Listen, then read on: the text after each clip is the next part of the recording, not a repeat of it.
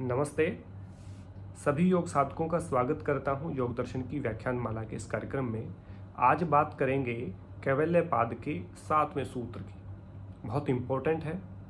गीता की दृष्टि से भी इसकी विवेचना करेंगे, योग दर्शन की दृष्टि से भी विवेचना करेंगे और सामान्य दृष्टि में भी किस प्रकार से कर्म की उपयोगिता है, योगियों के कर्म कौन से होते हैं, अन्य व्यक्तियों के कर्म कौन से होते हैं, कर्म के प्रकार कितने मानता है योग दर्शन और किस प्रकार से यहाँ पे जो योगियों के कर्म माने हैं ठीक उसी प्रकार की बात गीता भी कहती है। आदि गंभीर विषयों की चर्चा इस व्याख्यान में करेंगे, तो बहुत अच्छे से इसको नोट डाउन करना है, समझने का प्रयास करना है। तो चलिए शुरू करते हैं। कर्म शुक्ल कृष्णम योगिनः त्रिविधम इतरेशा। दो प्रकार की बातें कही गई, माने कर्म शुक्ल कृष्णम योगिनः। योगी के जो कर्म होते हैं वो शुक्ल और कृष्ण होते हैं। त्रिविधम तीन प्रकार के, इतरेशाम अन्य जो व्यक्ति हैं उनके तीन प्रकार के अलग से कर्म होते हैं।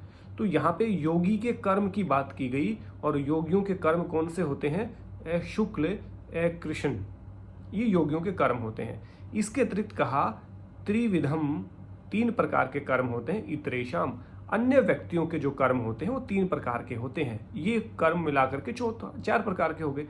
तो कर्म कुल चार प्रकार के माने हैं। गीता में तीन प्रकार के कर्म कहे हैं, कर्म, विक्रम, अकर्म। विकर्म, कर्म, विकर्म और अकर्म, वो यहाँ पे तीन प्रकार के माने। गीता में योग दर्शन में चार प्रकार की बात की गई है। योग दर्शन में कहा है कृष्ण शुक्ल और अकृष्ण अशुक्ल, ये चार प्रकार के कर्म बताए हैं। यहाँ पे कहा, पहले हम बात जानते हैं कि कृष्ण कर्म क्या होते हैं, शुक्ल कर्म क्या होते हैं और कृष्ण और शुक्ल कर्म क्या होते हैं और अकृष्ण और अशुक्ल कर्म क्या होते हैं, इनको जानने का प्रयास करते हैं। कृष्ण कर्म वो होते हैं जो पाप कर्म होते हैं, पापी जो व्यक्ति करते हैं, जो अपने हित के लिए दूसरों का बुरा करते हैं, किसी का भी अभिष्ट करते हैं, चोरी करते हैं, डकैती करते हैं, मर्डर करते हैं, किडनैपिंग करते हैं। ये अपने हित के लिए दूसरे का नुकसान करने वाले जो कर्म होते हैं वो कृष्ण कर्म कहलाते हैं, माने पाप कर्म। ऐसे पापी लोगों के कर्म होते हैं। दूसरा कहा शुक्ल कर्म। शुक्ल कर्म होते हैं अच्छे कर्म, अपने हित के लिए, दूसरों के हित के लिए जो काम किए जाएं, दूसरों के हित के लिए और अपने हित के लिए जो काम किए जाए उनको हम शुक्ल कर्म कहते हैं। माने जो सबका हित जिन कर्मों में होता है, जिनका सबका भला जिसमें होता है। जैसे पढ़ाई, एक टीचर पढ़ता है, खुद पढ़ाता है तो बच्चे पढ़ करके आगे जा करके सक्सेस होते हैं, देश की सेवा करते हैं। हर व्यक्ति हर कंपनी के लिए लॉयल होता है, हर कंपनी के फायदे के लिए काम करता है, लोगों के लिए काम करता है। तो इस प्रकार के जितने भी काम हैं जिनमें सबका भला होता है, हित होता है, सबका लाभ ही लाभ होता है, वो शुक्ल कर्म कहलाते हैं, माने पुण्य कर्म। ऐसे जो पुण्य आत्माएं होती हैं, जो अच्छे व्यक्ति होते हैं, वो इन कामों को करते हैं। तीसरा कहा कृष्ण शुक्ल, माने पाप और पुण्य से मिश्रित कर्म जो होते हैं, माने सही भी है और गलत भी है, मतलब सही भी कर रहा है और गलत भी कर रहा है। कुछ काम सही होते हैं, कुछ गलत होते हैं। जो सही होते हैं वो शुक्ल होते हैं, जो गलत होते हैं वो कृष्ण होते हैं, माने मिक्स जो कर्म होते हैं। मिश्रित कर्म कहा, जो मिक्स हैं, माने अच्छे और बुरे मिला करके, मतलब गुड और बैड को मिला करके जो कॉम्बिनेशन बनता है उसको हम कहेंगे मिक्स है। माने इसमें अच्छे भी हैं और इसमें बुरे भी हैं। उसमें कहेंगे इसमें अच्छे काम भी किए, इसने बुरे काम भी किए, यानी कि अच्छे और बुरों का मिश्रण है, मिश्रित है, मिले हुए हैं। अच्छे भी हैं और बुरे भी हैं, उसमें छांटना पड़ेगा अच्छे कितने हैं, बुरे कितने हैं। तो इस प्रकार के कर्म भी होते हैं, उनको कहा कृष्ण शुक्ल कर्म। फिर योगियों के लिए क्या कहा? ये तीन त्रिविध इतरेशाम है, अन्य व्यक्तियों के लिए हैं जो सकाम, ये तीनों के तीनों सकाम हैं। मैं अपना हित करूं और दूसरों का हित करूं, ये भी सकाम कर्म है। मैं दूसरों का अहित करूं और अपना हित करूं, ये भी सकाम कर्म है। मैं अच्छा भी करूं, बुरा भी करूं, अपने लिए भी अच्छा करूं, दूसरों के लिए भी अच्छा करूं, दूसरों के लिए भी बुरा कर रहा हूं, अपने लिए भी बुरा कर रहा हूं। तो ये मिश्रित कर्म हुए। तो इन तीनों कर्म में सकाम कर्म की भावना है।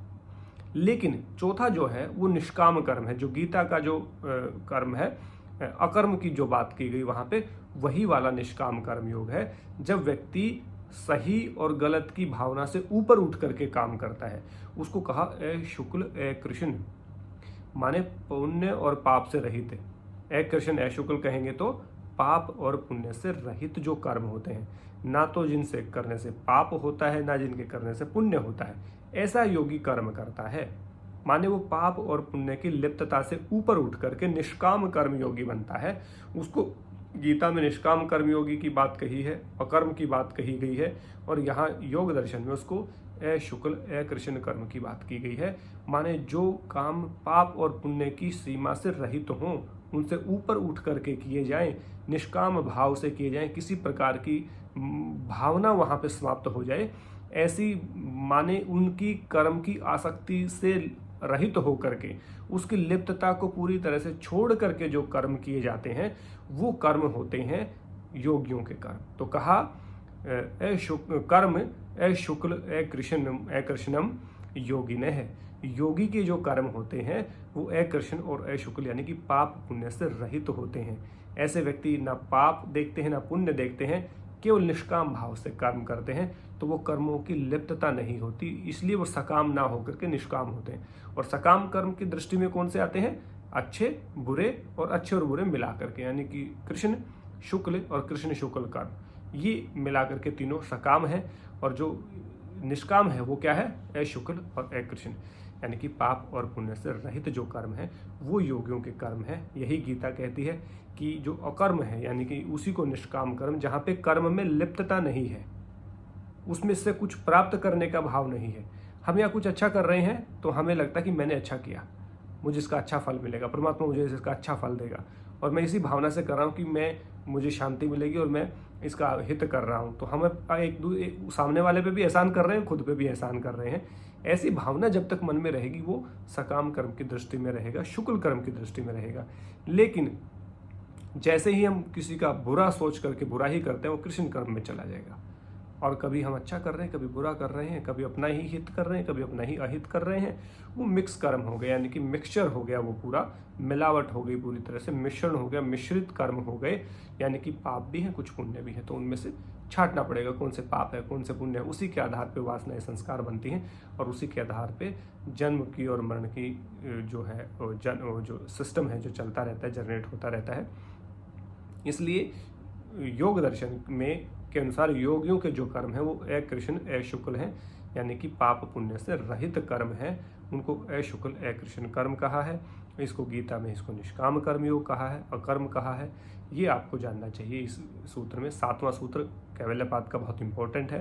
तो योगियों के प्रकार बताए, और योगी से अलावा जो है वो 3 प्रकार के हैं, शुभ अशुभ और शुभ अशुभ मिश्रित। तो ये कर्म आप ध्यान रखें, कृष्ण शुक्ल और कृष्ण शुक्ल। लेकिन योगियों के कौन से हैं? ए कृष्ण ए शुक्ल, ये योगियों के कर्म हैं। पाप और पुण्य से रहित कर्मों को योगियों के कर्म माना गया है। कैवल्यपाद सूत्र संख्या 7। आशा करता हूँ व्याख्यान समझ आया होगा। यदि इस व्याख्यान को भी पढ़ना चाहते हैं, जैसा कि पिछले व्याख्यानों में आपने देखा, तो वीडियो के नीचे जो डिस्क्रिप्शन है उसमें जब आप दबाएंगे तो एक लिंक आपको मिलेगा, उसमें लिखा होगा कि इस सूत्र को पढ़ना चाहते हैं तो इस लिंक पर के जा करके इसको पढ़ सकते हैं। तो मेरी वेबसाइट से इसको पढ़ भी सकते हैं, जिससे आपको इनका कंपैरिजन भी समझ आएगा और आपका जो कंसेप्ट है वो क्लियर होगा। तो उसके बाद मुझे नहीं लगता कोई आपका सवाल बचेगा, और उसके बाद भी कोई सवाल बचता है तो ज़रूर मुझे लिखिएगा, मैं उसका आंसर करने का प्रयास करूँगा।